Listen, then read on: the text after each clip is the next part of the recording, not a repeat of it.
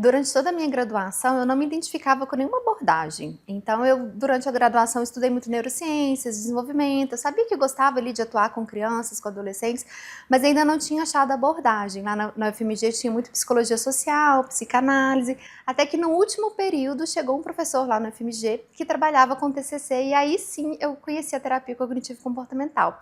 E aí, no primeiro momento, o que me encantou muito na abordagem é por ser uma abordagem mais direta, que eu conseguia realmente compreender a teoria. Então, eu lembro de ir assistindo às aulas e entendendo a teoria e falando, nossa, eu consigo me enxergar nessa teoria, eu conseguia colocar situações do meu dia a dia ali no que eu estava aprendendo. E quando eu li os livros, aquilo era mais claro para mim. Então, é como se aquela abordagem tivesse encaixado e eu conseguia realmente me enxergar atuando no consultório com aquela abordagem.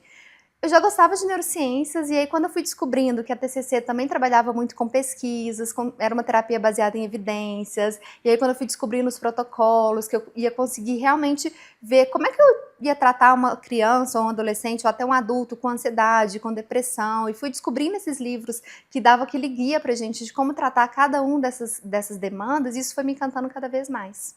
A TCC tem crescido cada vez mais, né? Eu recebo muitos alunos falando, nossa, eu vim fazer o curso de TCC porque eu tenho recebido cada vez mais encaminhamentos de pessoas me ligam perguntando, você faz TCC? Você trabalha com essa abordagem? E eu acho que o que tem acontecido é que a TCC ela tem sido cada vez mais conhecida, não só pelo público leigo, mas também pelos médicos, pelos psiquiatras, pelos neuropediatras, porque ela é uma prática baseada em evidências. Então, quando os médicos eles vão estudar uma demanda, por exemplo, eles estão com um paciente com depressão, com toque, com ansiedade, com TDAH, com alguma demanda, quando eles vão lá nos guias de tratamento, a TCC ela é um tratamento que ele é indicado para essas demandas.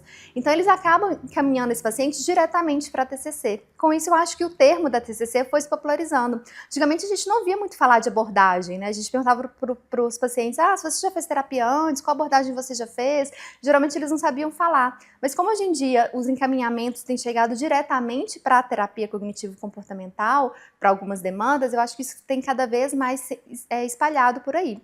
Fora que, como eles já estão sabendo da teoria, então as pessoas elas acabam comentando um com o outro, eu já fiz terapia cognitivo-comportamental, e também a gente tem a questão de que hoje em dia na internet eles conseguem ter acesso, então se as pessoas querem saber o que é a TCC, quais são as abordagens, eles conseguem aprender mais sobre isso. Então acho que cada vez mais a gente tem falado mais sobre as abordagens dentro da psicologia. Quando me perguntam o que é a TCC, o que é essa abordagem que eu trabalho, que eu tanto ensino, que eu tanto gosto de falar sobre, eu gosto de explicar o seguinte, a TCC ela é uma abordagem que a gente trabalha com os pensamentos dos pacientes. Então a gente tem a seguinte ideia, não são as situações em si que vão causar alguma emoção ou que vão fazer com que a gente tenha alguma atitude, e sim a maneira como a gente interpreta cada uma das situações. Então, tem algumas situações que em outro momento de vida talvez nem me geraria angústia, ansiedade, eu conseguiria lidar bem com aquela situação. Mas naquele momento ela está causando alguma emoção em mim, ou às vezes eu até tive alguma atitude ali que eu não me reconheço, falo, nossa, por que eu lidei dessa maneira? Nada a ver eu ter feito dessa maneira. Mas naquele momento aquela situação ela me impactou de uma maneira que me deixou mais angustiado, mais ansioso, mais triste. Então na TCC a gente vai trabalhar justamente com esses pensamentos, ou seja, com a interpretação que eu faço de cada uma das situações. E a gente consegue entender, que às vezes os pacientes me falam, né, nossa, estava conversando com uma amiga falou, nossa, deixa pra lá, essa situação, deixa isso desse jeito mesmo, pra que você tá dando tanta importância para isso? Mas para aquele paciente, aquela situação, ela tá impactando muito, porque ele tá interpretando aquela situação de uma maneira diferente que outras pessoas interpretariam, com as suas dores, com a sua história de vida. Então lá na TCC, quando a gente trabalha com os pensamentos do paciente, com as crenças do paciente, a gente consegue tanto entender, quanto também ensinar para o paciente a se perceber por que aquela situação está impactando tanto na vida dele. Quando um paciente começa a perceber quais que são as suas crenças através da terapia, acontece um processo muito interessante, porque é o seguinte, ao longo da terapia, a gente vai identificando os pensamentos dos pacientes justamente para a gente conseguir identificar essas crenças. E vamos supor que ele encontrou uma crença que ele tem de que eu sou incapaz, né? Uma crença muito comum nas pessoas. E aí por que isso é uma crença? A gente fala que é uma crença quando esse pensamento de eu sou incapaz, ele é generalizado, ou seja, para qualquer situação que acontece na vida daquele paciente, ele está sempre interpretando aquilo como, tá vendo como é que eu sou incapaz, tá vendo? Ó, eu não dou conta de nada, eu nunca vou conseguir porque eu sou incapaz. Então, é como se todas as situações ele enxergasse à luz dessa crença. partir do momento que ele vai identificando essas crenças na terapia, a gente vai ensinando para o paciente esse conceito de crença, então ele sabe que isso é uma crença, para ele ao longo do tempo ele começar a perceber, então não é que eu sou incapaz, é que eu tenho um pensamento de que eu sou incapaz. É porque nessas situações, aquela minha crença, ela fica tentando me convencer de que eu sou incapaz. Então a gente tem esse caminho do paciente começar a entender que eu não sou a crença, e sim eu tenho esse pensamento, tem momentos que eu penso que eu sou incapaz, e aí é quando a gente vai conhecendo a história de vida do paciente, isso vai ficando cada vez mais rico, porque ele pode lembrar, por conta dessas situações de vida, eu desenvolvi essa crença de que eu sou incapaz, etc. E um outro caminho que a gente faz na TCC também, através da reestruturação cognitiva, é o paciente também desenvolvendo novas crenças, porque as nossas crenças, elas são todas aprendidas. E se elas foram aprendidas ao longo da nossa vida, a gente pode reaprender novas crenças. Então, esse paciente que tem uma crença de que ele é incapaz, durante a terapia, a gente vai colecionando outros momentos, outras situações, outras coisas que ele vai contando ali pra gente, e a gente vai desenvolvendo outra crença. E aí pode ser que ele descubra que, eu não sou tão bom, por exemplo, com escrita, mas eu sou boa com falar. Eu não sou tão boa com matemática, com áreas exatas, mas eu sou boa com humanas. Então, ao invés de ele achar que ele é incapaz, ele vai descobrir que nisso aqui eu não sou tão bom, mas em outras coisas eu sou boa. Então, aí a crença ela não vai generalizada, porque o que causa sofrimento para o paciente é essa crença que é generalizada, que é rígida, que é fixa, que eu enxergo todas as situações sobre essa mesma ótica. Um grande erro, né, que a gente tem é a gente achar que a gente é tudo aquilo que a gente pensa. E na TCC a gente vai ensinar isso para o paciente, que nem tudo que a gente pensa é real. Tem coisas que a gente pensa que vem da nossa interpretação. Então, uma coisa é eu pensar, eu sou burra. Outra coisa é eu pensar, eu tenho pensamentos de que eu sou burra. Tem uma diferença quando a gente pensa de uma forma ou de outra. Quando eu penso, eu sou burra, esse eu sou, a gente incorpora como se fosse verdade. Só do paciente aprender a pensar, eu estou com pensamentos de que eu sou burra, eu estou com pensamentos de que eu sou incapaz, estou pensando que não vou dar conta, isso já dá uma outra perspectiva para o paciente ali naquele momento, e ao longo do tempo ele vai descolando desse pensamento de eu não dou conta ou de que eu sou burro, para a minha mente pensa dessa forma, às vezes eu tenho esses pensamentos. Atualmente, eu vejo que as pessoas elas estão muito mais conscientes dos seus processos emocionais. Então, eu tenho recebido muitos adultos chegando para a terapia querendo saber lidar melhor com as suas emoções. Então, eles já estão mais conscientes, assim, eu não quero maltratar as pessoas só porque eu tô com raiva. Em algumas situações eu fico muito ansioso e isso tem me gerado prejuízo. Às vezes eu deixo de fazer coisas porque eu tô ansiosa. Antigamente as pessoas não tinham tanta consciência dos seus processos emocionais. Então, eu acho que as pessoas chegavam mais por demandas comportamentais ou por queixas das outras pessoas, né? Eu não tô dando conta de fazer minhas tarefas, ou meu marido tá reclamando de mim, mais queixas comportamentais. Hoje em dia eu tenho recebido mais pessoas com uma consciência maior da sua saúde mental e percebendo que eu não preciso sofrer tanto para poder viver, eu não preciso sentir essa raiva toda, eu não preciso ficar tão angustiado, tão ansioso. Então eu tenho percebido essa mudança, as pessoas chegando mais por queixas emocionais do que por queixas comportamentais, que está tudo interligado, né? Porque a gente sabe que a maneira como a gente pensa, a maneira como a gente sente vai interpretar, vai influenciar a maneira como a gente se comporta também. Mas eu tenho sentido as pessoas mais conscientes, talvez por conta, né, da gente estar falando cada vez mais de saúde mental e também pelas pessoas terem uma consciência maior hoje em dia de que a terapia ela pode ser algo para o desenvolvimento pessoal, para o autoconhecimento, não só para apagar incêndio. Né? Antigamente a gente tinha muito isso, né? Quando alguém falava assim, estou fazendo terapia, quase que as pessoas falavam, vai, por quê? Por que você está fazendo terapia? Né? E hoje em dia não, né? As pessoas contam com mais espontaneidade que estão fazendo terapia e isso virou algo mais valorizado, acho, na nossa sociedade, né? Entre os amigos, entre os grupos sociais, não tem mais aquela estranheza ali, né, de que está fazendo terapia. Um dos principais equívocos que o senso comum tem é de que fazer terapia é só a gente ficar ali ouvindo a pessoa, né? Como se fosse fácil. Eu cheguei para o atendimento, sentei, estou ouvindo o meu paciente e é só isso. E eu brinco muito com os meus alunos que, assim, quando a gente está fazendo a terapia, a gente tem que estar muito conectado com o nosso paciente. E enquanto a gente está ouvindo aquele caso, nossa cabeça está a mil, a gente está pensando 1000 coisas ao mesmo tempo. Por isso que é tão desgastante fazer terapia, né? Por isso que a gente, ao longo do dia, a gente fica tão cansado. Então, quando eu penso assim, quais habilidades que a gente precisa desenvolver para ser um bom terapeuta cognitivo comportamental? A primeira habilidade que eu penso é essa conexão. Eu preciso estar muito conectado com o meu paciente ali no momento presente, para poder realmente, assim, enquanto eu estou ouvindo o caso, eu conseguir conectar com a teoria da TCC. Então, às vezes ele está só contando um caso pra gente, mas ao mesmo tempo eu estou ali pensando, será que tem algum pensamento automático nisso? Será que tem alguma crença nessa fala dele? Tem alguma questão emocional que eu preciso trabalhar com esse paciente? Então, a gente está sempre com uma prancheta na mão ali para a gente poder ir anotando também, para depois voltar nesse assunto com o paciente, para não interrompê-lo naquele momento que ele está falando. Mas o tempo inteiro eu estou ali com o meu raciocínio da TCC. Por isso que é possível a gente fazer TCC com crianças. Às vezes a criança está brincando, às vezes a criança está ali contando só um caso que aconteceu com ela, mas o meu raciocínio ele está ali baseado na teoria da TCC. Então, além de a gente ter essa conexão muito grande com o nosso paciente, estar muito focado no presente, a gente precisa ter uma base teórica muito forte. A TCC, apesar de parecer uma abordagem fácil, quando a gente explica, né, fica parecendo que é uma abordagem tranquila ali da gente trabalhar, ela tem uma base teórica muito sólida. Então, às vezes eu recebo muitos alunos assim, eu vim aqui no curso para poder aprender as técnicas da TCC. A TCC realmente tem técnicas maravilhosas, mas não dá para a gente poder trabalhar com as técnicas sem a gente entender qual que é a teoria que está por trás. Porque a gente vai aplicar a técnica, nem sempre a técnica vai dar certo. A gente precisa, quando a gente entende a teoria que está por trás, a gente consegue ter essa flexibilidade ali para poder entender melhor o nosso paciente. Então, apesar dela parecer ser uma teoria fácil, a gente conseguir realmente compreender essa teoria faz com que a gente tenha uma habilidade terapêutica muito melhor, que a gente consegue ter um foco.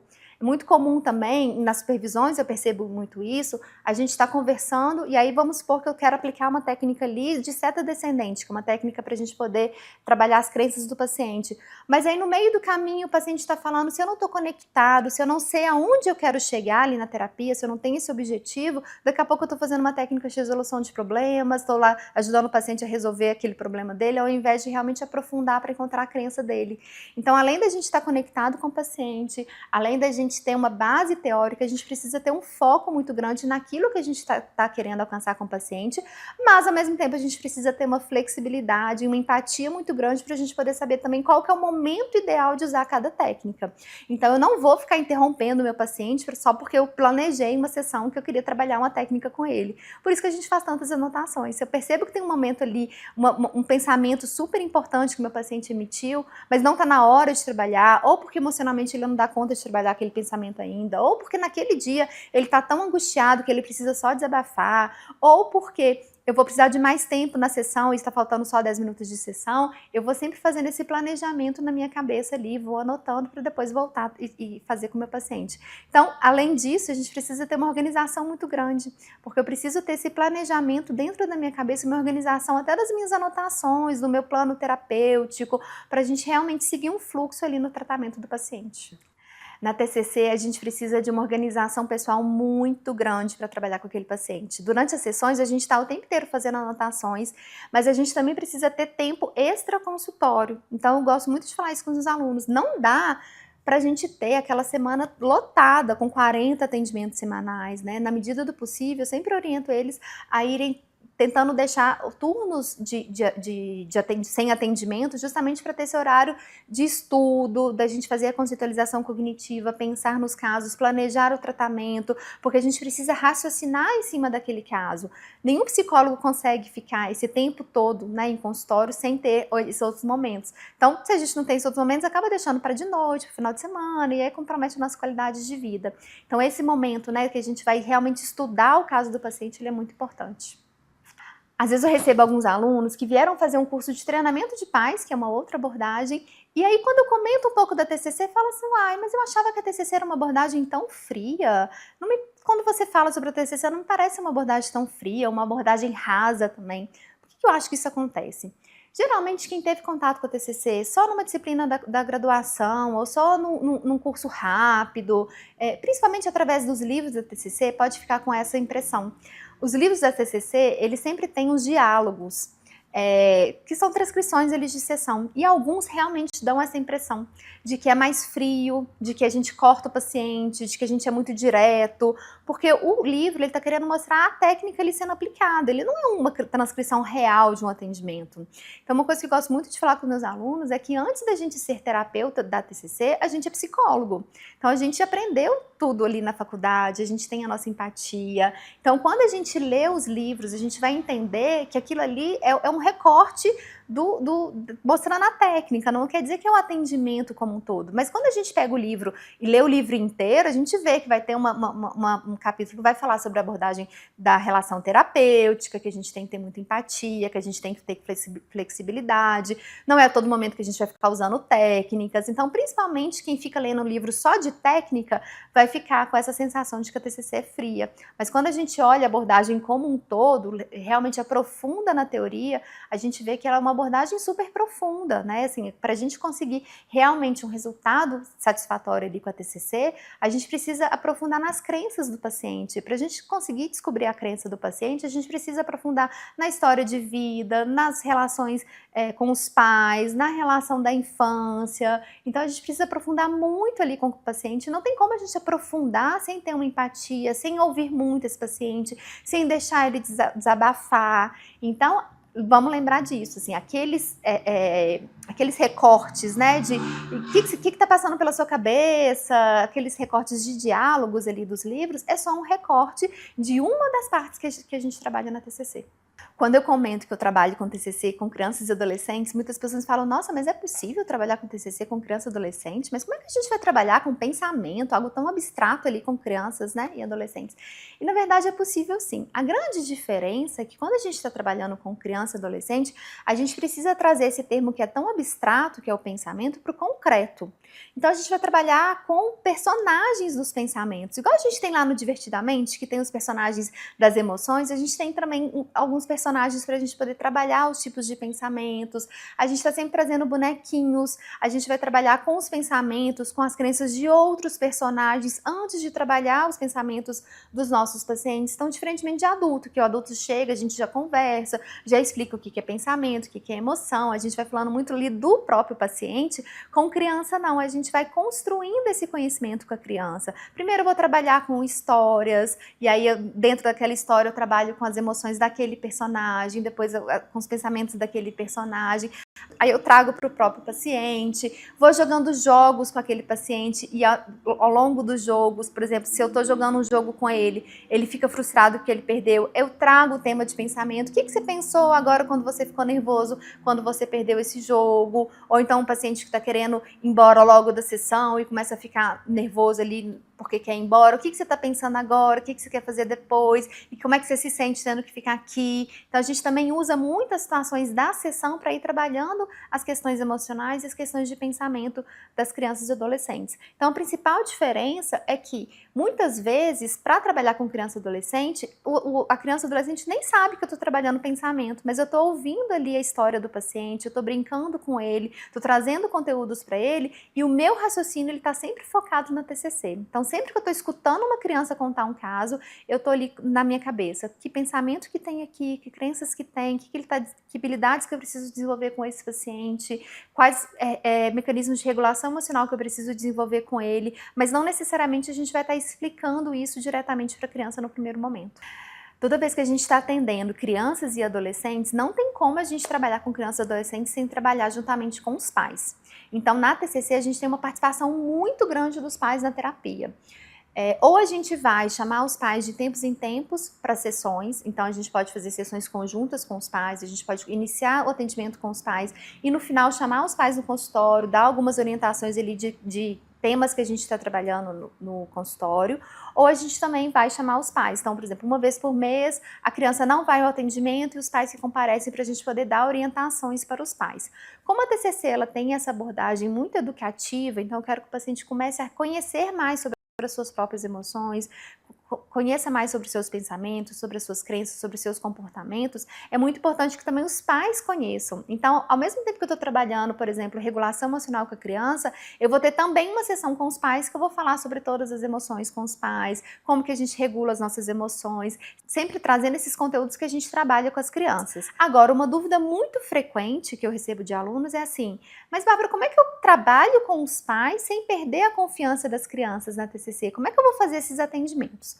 Uma coisa que eu sempre faço é o seguinte, eu nunca escondo da criança que eu vou atender os pais. Então eu explico para as crianças, os seus pais, eles também têm dúvidas, os seus pais também precisam de alguns conhecimentos, então de tempos em tempos eu vou ter algumas sessões com seus pais, mas fiquem tranquilos, eu não vou contar nada do que a gente está conversando aqui, nenhum caso, nenhuma questão que você me trouxe eu vou contar. O que eu vou ensinar para eles é por que a raiva é importante, por que o medo é importante, então eu vou trazer conhecimento para os pais. Então nessas sessões que a gente tem de orientações de pais, a gente nunca vai trazer o conteúdo que a criança tá trazendo pra gente. A gente nunca vai trazer o conteúdo que a criança tá trazendo pra gente. A gente vai trazer as habilidades que a gente está trabalhando. Então, se eu estou trabalhando uma habilidade de regulação emocional, eu vou também trabalhar a habilidade de regulação emocional com os pais. Se eu estou trabalhando a habilidade de resolução de problemas, eu também vou trabalhar a habilidade de resolução de problemas com os pais. Assim, a gente consegue generalizar o que a criança está aprendendo na terapia para os pais também utilizarem isso em casa.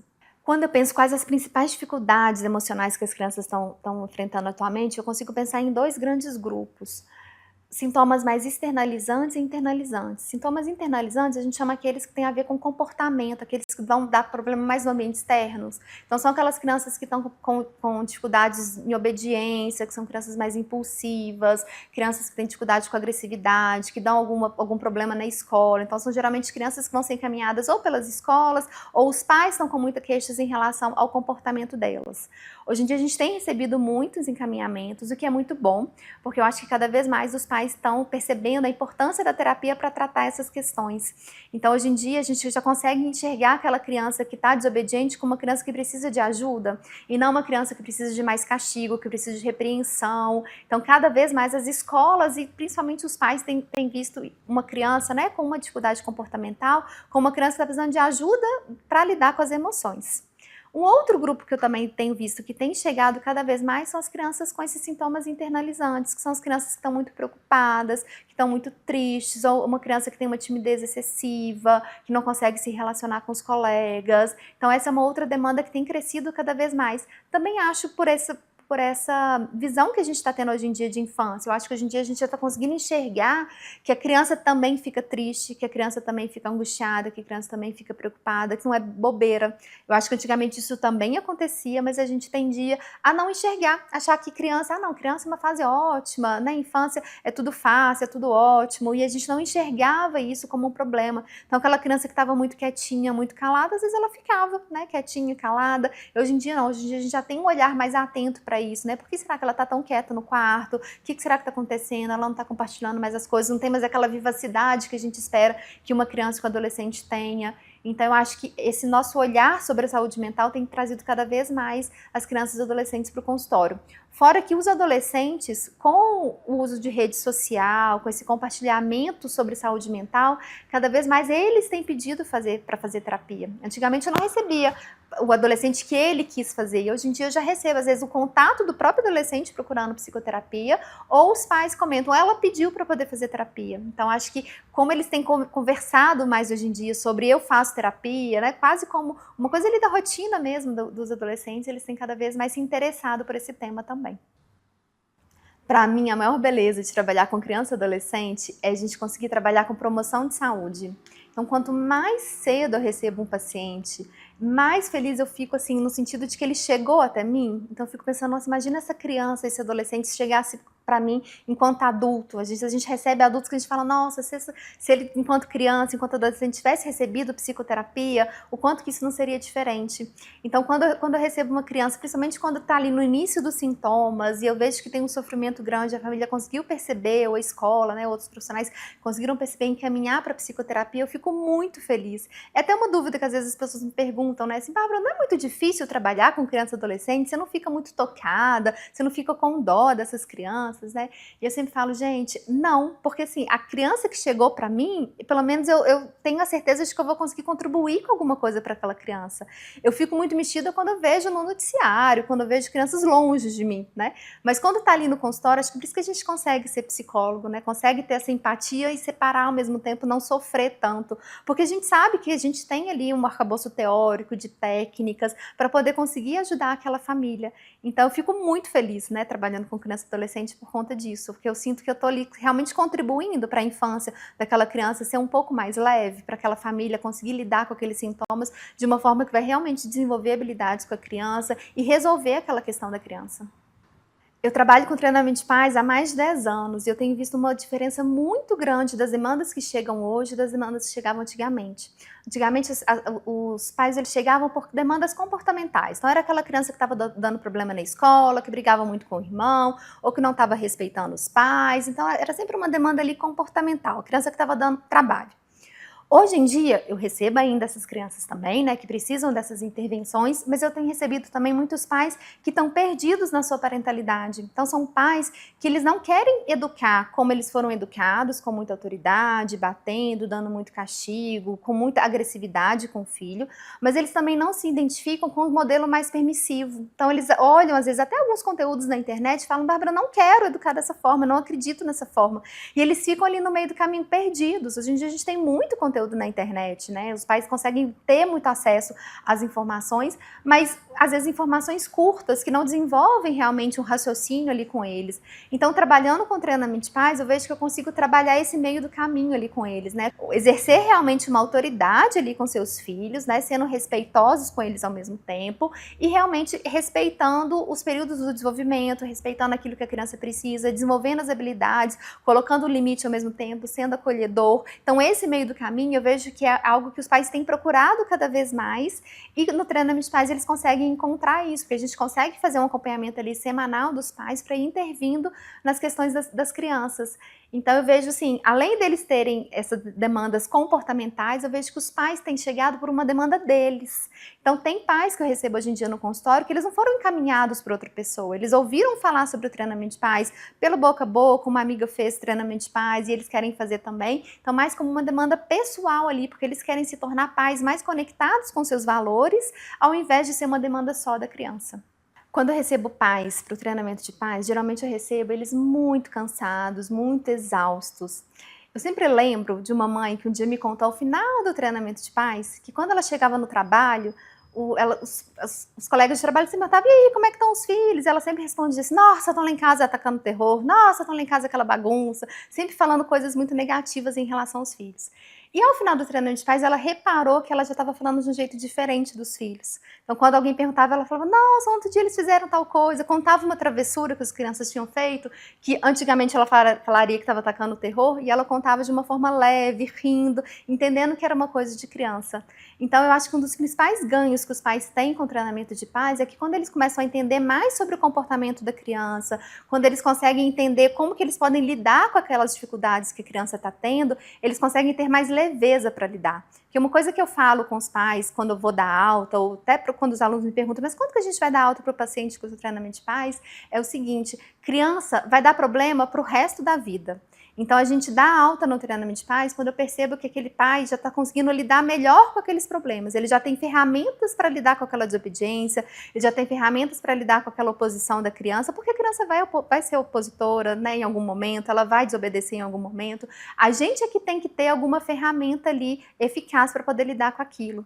Então, eu acho que o principal ganho é esse, os pais conseguirem entender assim, estou com um problema, então qual o plano que eu vou ter para esse problema? O que eu vou fazer? Qual a estratégia que eu posso usar aqui com meu filho? Isso está dando certo? Não está? Porque tem estratégia que vai dar certo no momento, depois para de dar certo. Então, eles aprenderem até tirar esse tempo para poder pensar sobre como que eles vão lidar com o filho.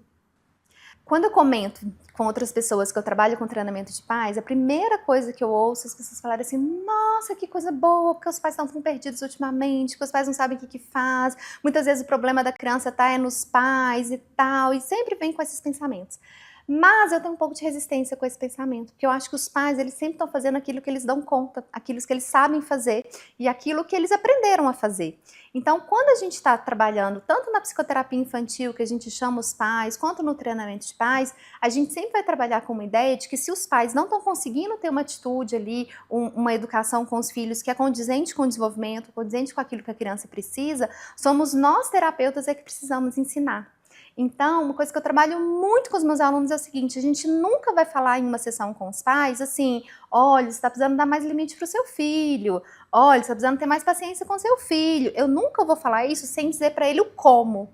Então, se eu tô com aquela percepção que aquele pai está precisando melhorar a maneira como ele vai dar limite para a criança, eu vou usar um tempo de sessão para poder explicar para ele como que ele vai dar esses limites, como que ele vai lidar com aquela criança quando aquela criança não estiver aceitando o limite, como que ele vai trabalhar as próprias emoções para poder conseguir ter mais paciência com aquela criança, porque senão a gente está só culpabilizando os pais de algo que eles querem. É claro que o pai quer dar limite para a criança, é claro que ele quer lidar melhor com a criança.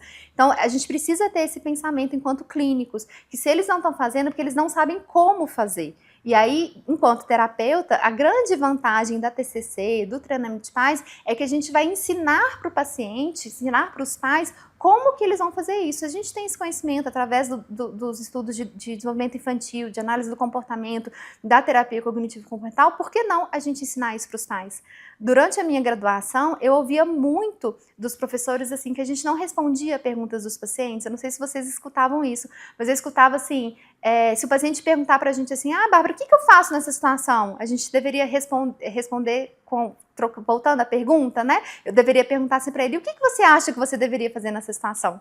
Só que quando a gente está trabalhando aqui com parentalidade, com os pais, com as crianças, por que não a gente dá essa orientação? Né? Então, quando o pai me pergunta, Bárbara, como é que eu coloco limite nessa criança? Se a gente tem esse conhecimento da psicologia, por que não? Eu dar essas informações para ele. Então, a gente aqui não trabalha com essa ideia de que a culpa está nos pais, são os pais que são os responsáveis. E sim com a ideia de que quando a gente dá essa informação para os pais, quando a gente orienta, quando a gente tira todas as dúvidas deles em relação a como lidar com aquela criança, a gente está ajudando também nessa intervenção da criança. Quando eu penso assim, qual é a estratégia do treinamento de pais que mais tem eficácia? Se eu fosse escolher uma estratégia só para passar para algum pai, eu escolheria uma estratégia que a gente chama de recreio especial, que é uma das primeiras estratégias que a gente vai trabalhar com os pais. Dá pra gente trabalhar com qualquer pai, que é o pai conseguir ter 20 minutos todos os dias para poder brincar com aquela criança. E não é só um momento ali de brincadeira livre, é um momento que ele vai realmente se conectar com aquela criança, que ele vai ficar perto dela, que ele vai escolher uma brincadeira que a criança gosta, justamente para ter esse momento de conexão com a criança. Porque o que acontece? Quando a criança ela é pequenininha, a gente está ali o tempo inteiro por perto, né? A gente não deixa a criança sozinha no mesmo ambiente, a gente precisa ficar perto dela. E a gente acaba brincando muito com essa criança. Quando ela vai crescendo, vai ficando mais independente, a gente vai perdendo esses momentos de brincadeira. A gente ainda gasta muito tempo com as crianças, né? Levando para um lugar, fazendo comida, lavando roupa, fazendo coisas pela criança, mas pouco tempo estando junto com as crianças. E o que a gente vê pelas pesquisas é que passar esse momento junto com a criança diariamente, ele é muito mais importante do que a gente tirar uma tarde de sábado para ficar com essa criança.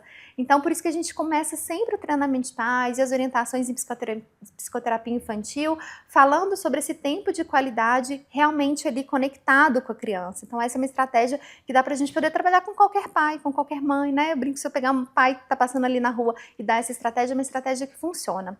Fora que quando a gente vê estudos de promoção de saúde ou até de fatores que são protetores para transtornos mentais, a gente vê que o tempo de qualidade em família ele é muito importante. Eu sempre lembro de um estudo que eu li uma vez sobre fatores protetores para depressão, que eles colocavam que um dos fatores de proteção para a criança ou para o adolescente não desenvolver a depressão era fazer refeições em família.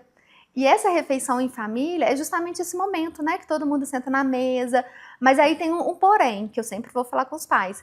Essa refeição em família tem que ser uma refeição em família leve. Não pode ser um momento de falar sobre notas, sobre a organização do quarto, sobre coisas que não estão fazendo, principalmente com os adolescentes, porque os adolescentes estão lá sempre presos no quarto, e aí os pais aproveitam o momento de deslocamento no carro, o momento de refeição para poder falar dos problemas, já que o adolescente está ali por perto. E aí eles não vão querer estar por perto, né?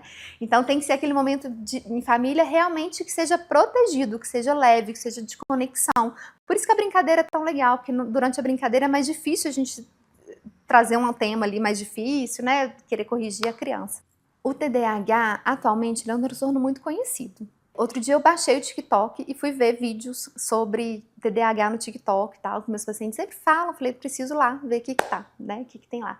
E aí eu acho assim, e aí o que eu percebo é que hoje em dia a gente tem duas vertentes. Ou a gente tem pessoas que não acreditam que o TDAH existe, que o TDAH é uma invenção, que hoje em dia todo mundo tem TDAH, que é culpa do nosso uso exagerado de mídias sociais, ou então de pessoas que querem um caminho mais fácil, e aí para poder ter mais atenção querem tomar medicamento, para fazer concurso, para fazer o Enem, etc. Então a gente tem esse caminho de pessoas que acreditam que ele não existe, e a gente tem um caminho de pessoas que acreditam que o TDAH existe muito, e que quase todo mundo tem, e às vezes até pessoas que começam a fazer vídeos falando de sintomas que nem estão associados ao TDAH, às vezes as pessoas pegam características de personalidade e começam a falar que aquilo tem a ver com TDAH, então acho que a gente tem muita informação errônea hoje em dia na internet, né, e acaba passando para o senso comum. Então, trabalhar com TDAH é a gente trabalhar o tempo inteiro com a gente desmistificar várias questões. Por isso que quando eu estou fazendo uma psicoeducação com meus pacientes, eu sempre peço para eles, olha, se você assistir algum vídeo, se você ver algum conteúdo sobre o TDAH que você achar estranho, que você achar que é uma novidade que você nunca tinha ouvido falar, me manda pra gente conversar sobre esse tema aqui no consultório, porque tem muita coisa errada na internet, ou tem outras coisas que são muito legais, que ele vai se identificar, que vai funcionar ali como uma psicoeducação para aquele paciente. Mas eu sempre falo com os meus pacientes, me manda tudo que você vê estranho, porque aí a gente consegue trabalhar esses temas aqui no consultório, porque um tema ali que ele vê pode gerar uma crença de que ele é preguiçoso, né, se ele vai para a vertente do que o TDAH não existe, de que ele é preguiçoso, de que ele quer atalhos na vida, de que ele quer conseguir as coisas muito mais fáceis. Ou se ele assiste vídeos que estão falando ali coisas errôneas do TDAH, ele também pode acabar concluindo coisas que não são verdadeiras. Uma das principais dúvidas que eu recebo dos pais quando a criança recebe um diagnóstico de TDAH, um adolescente, é: será que eu conto para ele que ele tem TDAH? E como é que ele vai lidar com esse diagnóstico? E muitos pais ficam com medo deles começarem a justificar tudo que acontece. Ah, não, eu não fiz esse dever porque eu tenho TDAH, eu não fui bem na prova porque eu tenho TDAH, eu tô atrasado porque eu tenho TDAH. Então, isso é um medo muito grande das pessoas, né? Deles começarem a justificar. E aí, por isso que é tão interessante fazer a psicoterapia, porque na terapia a gente vai trabalhar com o paciente a psicoeducação. Então, ele vai sim compreender o que é o TDAH, quais que são os sintomas, como é que o TDAH impacta na vida dele, mas a gente vai desenvolver o seguinte pensamento: ele não vai ficar pensando, eu cheguei atrasado porque eu tenho TDAH, eu não fiz esse dever porque eu tenho TDAH. O raciocínio que a gente vai desenvolver com o paciente é o seguinte: já que eu tenho TDAH, então eu preciso me programar mais, eu preciso ficar mais atento aos meus horários, eu preciso fazer blocos aqui de estudo. Então, já que eu tenho TDAH, para eu não deixar de fazer o dever, eu preciso pensar qual que é o melhor horário de fazer meu dever de casa. Já que eu tenho TDAH, eu preciso tirar tudo que me distrai de cima da mesa. Então, na terapia, a gente vai trabalhar com estratégias compensatórias. E aí, quando o paciente realmente consegue ter essas estratégias compensatórias, ele não precisa mais ficar justificando, ele vai pensar antecipadamente. Que é, por exemplo, que uma pessoa que tem alguma outra condição clínica faz. Então, uma pessoa que tem diabetes, o que ela vai pensar? Já que eu tenho diabetes, então eu não posso comer isso, aquilo, eu não posso não vou para uma pizzaria, vou para um local que tem alguma coisa que eu posso comer. Então a pessoa ela vai se planejando antes, pensando na condição clínica dela. A mesma coisa vai acontecer com o paciente com TDAH, mas não tem como a gente exigir isso do paciente se ele não tem as estratégias compensatórias.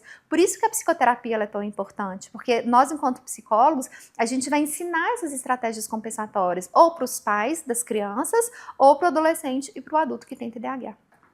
Quando a gente pensa em abordagens terapêuticas, a TCC ela é a principal abordagem terapêutica para o TDAH. Então, quando a gente olha nos guidelines, ela é indicada para o tratamento do TDAH. Por que ela é tão indicada? Porque na TCC, além da gente trabalhar com os pensamentos, com as crenças daquele paciente que tem TDAH, que vão ser muitas crenças, né? Então, é comum o paciente ter crenças de que eu sou burro, eu sou preguiçoso, eu não sou capaz, justamente pelo seu histórico de fracassos ao longo da vida, e é muito importante que ele entenda que ele não é fracassado, que ele não é preguiçoso, que ele não é burro, e sim que ele tem uma questão que acaba prejudicando o desempenho dele e levou ele a concluir essas crenças.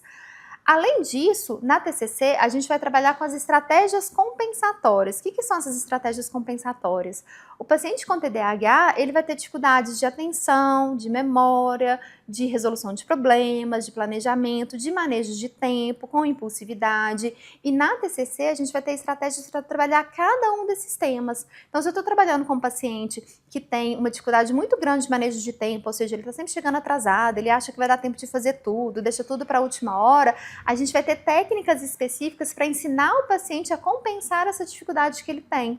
Mesma coisa, um paciente que tem dificuldade de atenção, a gente vai ter técnicas específicas tanto para ele monitorar a capacidade atencional emocional dele, para ele perceber esses momentos de desatenção, quanto estratégias para o que ele pode fazer para essa desatenção não atrapalhar tanto no dia a dia dele. Então a gente trabalha com esses dois lados, tanto com as estratégias compensatórias, quanto com a parte das crenças, dos pensamentos que ele desenvolveu ao longo da vida por conta dos sintomas do TDAH.